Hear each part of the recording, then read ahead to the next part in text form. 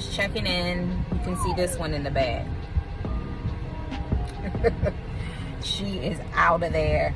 I am waiting for hubby to come out of the store, so I figured I would do this video. Crazy tired. Finally got my nails done, y'all, after a whole year of trying to do it myself. Anyway, what I wanted to jump on and talk to you guys about real quick, and it's something that's been really weighing heavy on my spirit, is the topic of your zone of genius. And just to warn you guys in advance, I'm stuttering today. I've been up all night. I took my braids out last night and getting distracted again. You can see my scalp is just jacked from those braids. I had to get them out, and I just got them done like a week ago. But I'm going to get somebody else to do some other braids. Those just didn't quite work for me. They were too tight. Anyway, so your zone of genius. And I have my great friend Valencia Daniel to thank for the zone of genius, the way of saying that, because that's something that's one of her favorite phrases. But what I want to share with you is your zone of genius was something that was created before time, okay? Before you can ever remember it. And it is a special spark that you have. We all have a special spark. We all have our magic. We all have our superpower. We all have something that when we put our touch to it, it's just magic. Like, someone else may be able to get on the court and, shoot hoops or, play basketball in a special kind of way. Like, there's just something about when they grace the court. Some people just have a certain way that they speak, that when they grace the stage, people really listen. And you may have heard the same thing from 1,000 people, and then when I come and say it, you really grab hold of it for some reason. It's just the way that I communicate. That is my magic. So one of my zones of genius is my voice. It's me giving voice to what I have to say to the world. It's me going ahead and speaking that out, not allowing fear, being shy, being what the world calls introverted, to hold me back, right? That's my zone of genius, and no one can take that from me. And no one can take your zone of genius from you. It is something that you naturally do. It is literally something that you could do in your sleep. So I think that so many of you are downplaying the gift that's on the inside of you. You're downplaying it. Like, you're telling yourself, that's not a zone of genius. That's just knitting. That's not a zone of genius. That's just me doing hair. That's just, something I'm doing. But every time you do it, you light up.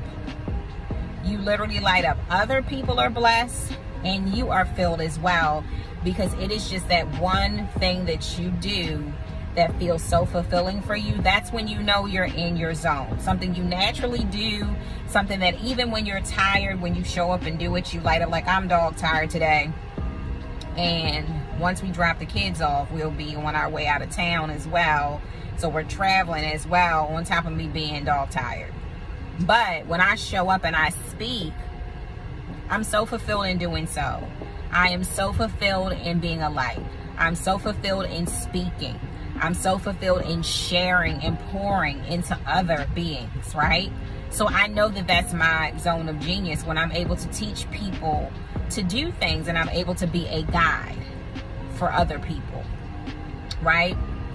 So some of you guys are feeling like, my zone of genius isn't important enough because I'm not speaking on stages, because I'm not doing what she does down there, and I'm not doing what he's doing up here, then that can't be possibly my zone of genius. Far from the truth. Far from the truth.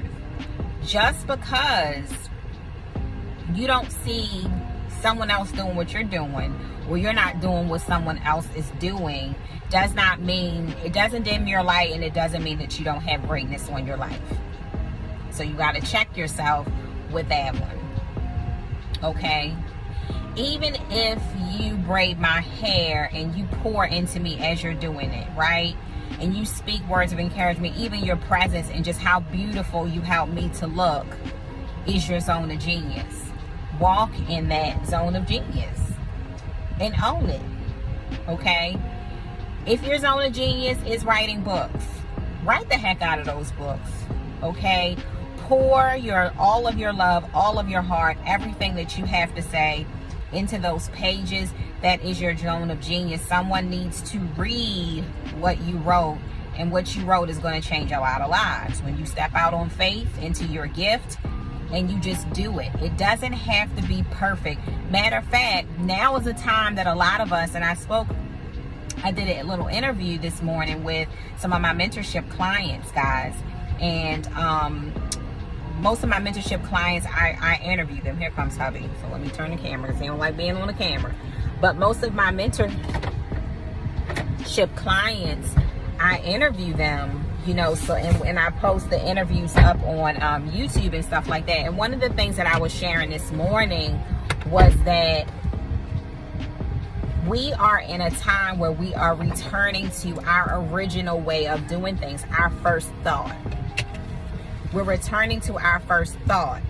So and what happens is that God will place an idea into your spirit, okay?